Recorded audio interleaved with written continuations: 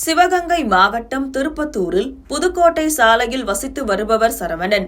இவர் தனது மனைவி பிரியங்கா பெயரில் கட்டிட மின் இணைப்பை புதிய வீட்டிற்கான மின் இணைப்பாக மாற்றுவதற்கு திருப்பத்தூர் மின்வாரிய அலுவலகத்தில் இளநிலை மின் பொறியாளராக பணியாற்றி வரும் கணபதியை அணுகிய நிலையில் இளநிலை பொறியாளர் கணபதி சரவணனிடம் மின் இணைப்பு மாற்றித் தருவதற்கு 1000 ரூபாயை லஞ்சமாக கேட்டுள்ளார்.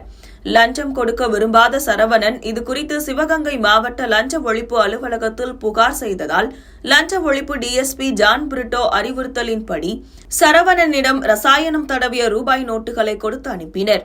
அதை திருப்பத்தூர் மின்வாரிய அலுவலகத்தில் இளநிலை மின் பொறியாளர் கணபதியிடம் கொடுத்தபோது அதை அவர் மின்வாரிய அலுவலகத்திற்கு எதிரே சேவை மையம் நடத்தி வரும் ஒப்பந்ததாரரான பாண்டியராஜனிடம் கொடுக்க சொன்னார்.